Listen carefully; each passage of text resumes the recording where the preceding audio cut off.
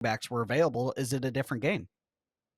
Yeah, look, let's talk about that game now, man, because this was the more, I think, just a lot of people said this was going to be your national championship game. I think people felt that Texas was better of Penn State and Notre Dame, and obviously Ohio State is the sure hand favorite to win. I think the spread's kind of pretty big right now. But Muddy said if Ohio State wins, it would be back-to-back years to the Big Ten, winning the championship. Big Ten defensively is just embarrassing the SEC. SEC forgot how to tackle the last few years. Yeah, it looks like we've gotten a little soft, a little prima donna-esque, and the SEC kind of. Look, I mean, I'm not afraid to call us out. Like, that's my thing with, this whole back and forth of the SEC's falling down. Like, I'm not afraid to say, like, yeah, we've had a down year. There needs to be a revamp, and I think this punch in the mouth will be good for us. But yeah, the trenches got bullied. The defense, I saw a comment on the defense of Ohio State. They are just absolutely aggressive right now. I remember I was watching last night, and Quinn just got swallowed. And I was like, golly, they're bringing the house. How do you not see that? No, when I watched it back, it felt like they brought the house. They brought 3 and dropped everybody into zone coverage.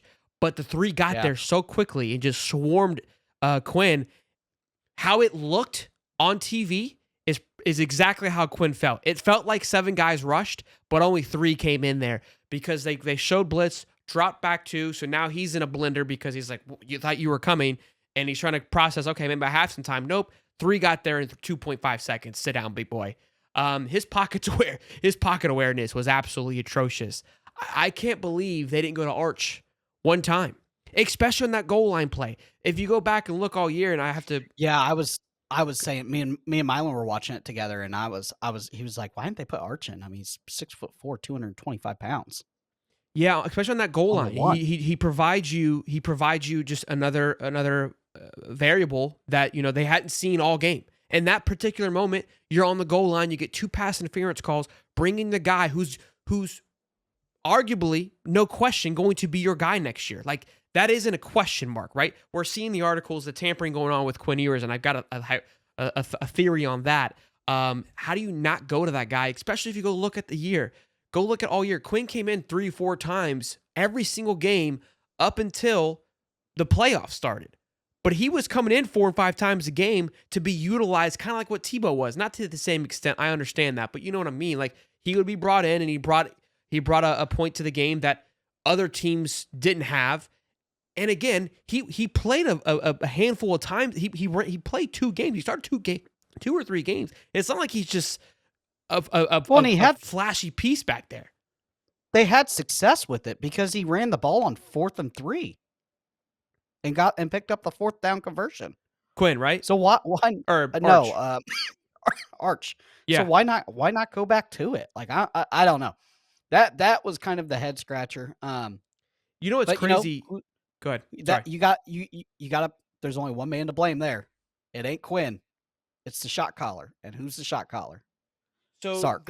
There is a lot of talk because Sark was the play caller. There hasn't been a head coach play caller, offensive play, who calls the plays win since Jimbo in 2013. And yeah, I tweeted out last night. I said Sark out Ryan Day at the end there. Just choked it away.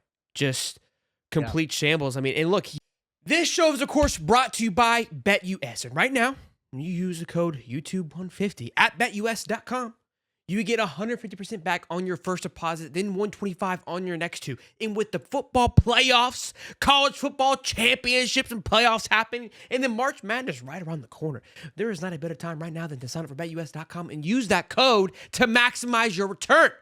Check it out, BetUS.com. Use the code YouTube150. Now back to the show. Here's the thing. They couldn't beat them. They couldn't line up. I mean, in the years past, right, in that scenario on the goal line, what does a SEC team do? I'm bigger and stronger than you. Line up. Let's go. Mano y mano. No run game.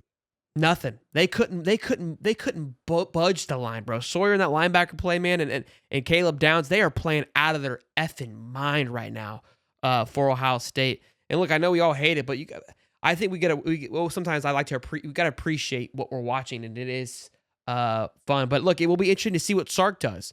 Again, another big Eagle guy. We're kind of criticizing Billy, and I think you're seeing.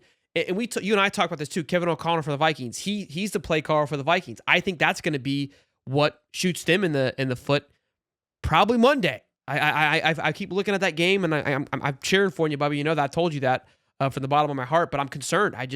The Lions game kind of really shook me a little bit.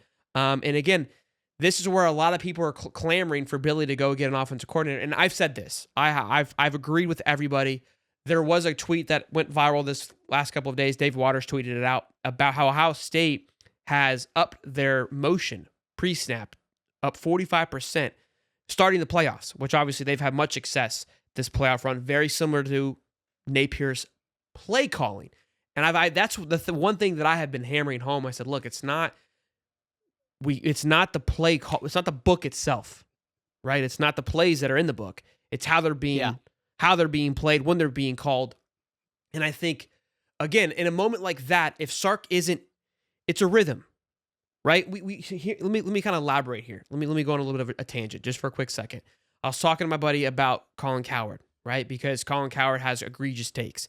And he goes, do you really think that Colin is saying that truthfully, that he believes this is a top 5 game, or he knows he's going to get clicks for it? And I go, what I believe is that he understands that he has to toe the line.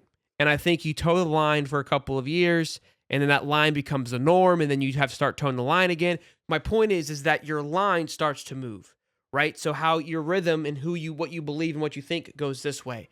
Stay with me. The reason I say that is the same thing happens when you're calling plays in the middle of a game. If you're calling plays the entire game, you get into this rhythm. You get into the thought process.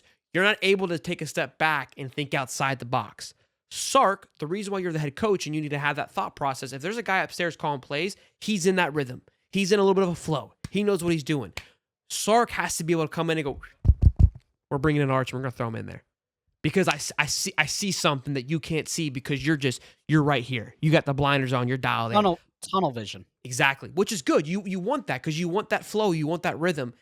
But Sark doesn't have anybody to pull him out, to say, hey, come back here really quick. And that's where I think that's going to be the downfall of a lot of teams that won't do that. And look, Billy, I think hopefully Billy can see that. Hopefully Billy can pull himself out and go, that's why we need an OC, bro, for the exact reason right there. That was just, and again, Quinn just looked lost. Now, there's a lot of comments of Quinn obviously being tampered for $6 million, and we're going to get into the Carson Beck stuff here in a little bit, on where's he going to go. I think he's going back to Ohio. And I'm not saying he threw the game last night, but if he goes back to Ohio State, there's going to be a lot of question marks of like, what's up, bro? Because who does Ohio State have next year?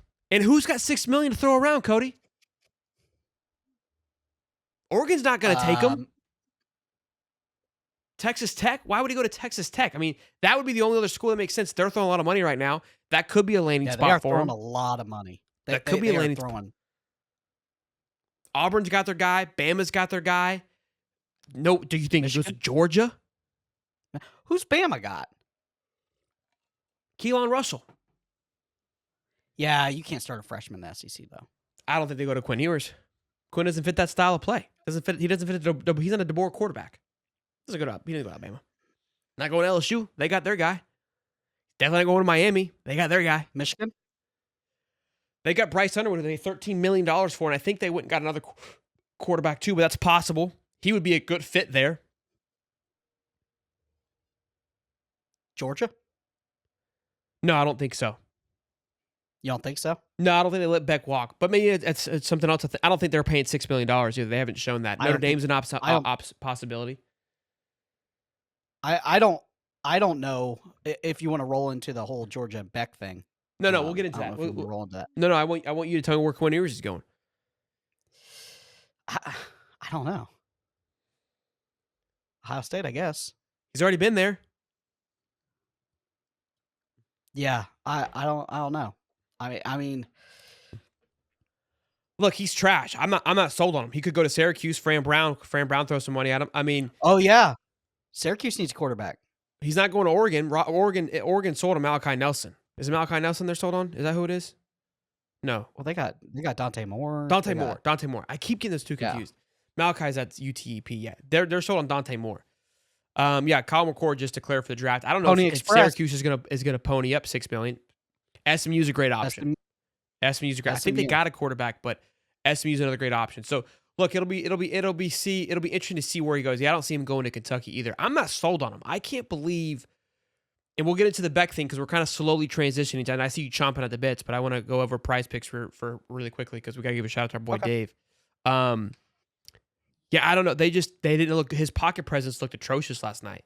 And again, Will Howard Well, personally going into this okay. Final Four was the best quarterback in this, and Will Howard isn't anything to write home about either. And I felt was and definitely has looked the best quarterback up until this point for the Final Four teams and going into the playoff into the championship.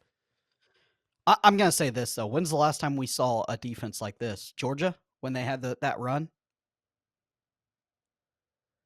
This defense is really good. This defense is really, really good. To hold a I mean, Texas team to 14 points, they it held. makes everybody look like a mere mortal. Yeah, it really, it's crazy to see. I was talking to you last night about this Texas team because I think this Texas team was able to keep it close because Texas they're like a Lambo, right? They've got all the shiny pieces. They look sexy. They're sleek, but they got two problems. They've got you and me driving it instead of Dale Earnhardt driving it, right? I think Sark maybe a little bit hasn't really kind of shown can he drive the Lambo just yet? And I think they're missing a couple exhaust pieces too. You know what I mean? Like they've got the flashiness. It looks like it should be a Lambo. It kind of sounds like a Lambo, but when we get going, it doesn't have the speed of a Lambo. You know what I'm saying? Like that's where in Ohio State sounds. There was a question mark of who the driver is, but he seems to have found his Dale Earnhardt-esque piece as he's driving it around for a couple more times. But yeah, they've done a good job of getting all the flash and spending all the money. There's easily enough talent. I think that was the only thing what kept Texas even close because there's talent on the football field and talent can kind of carry you to a certain extent. But again, when you've got a team on the other side that has everything that you have and then some, this is what you get.